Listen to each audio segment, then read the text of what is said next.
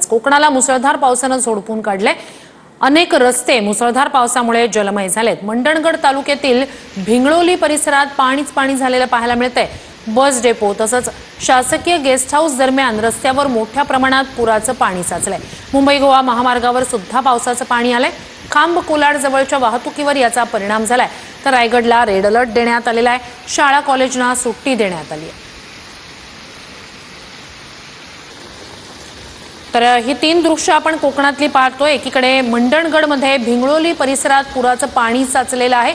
त्याचा मोठा फटका तिथल्या जनजीवनावर झालाय।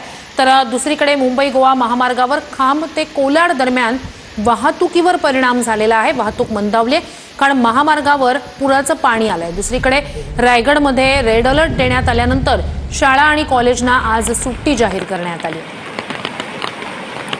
तर कोकणात मोठा परिणाम मुसळधार पावसाचा पाहायला मिळतोय। अनेक ठिकाणी पुराचं पाणी रस्त्यावर आलेलं आहे।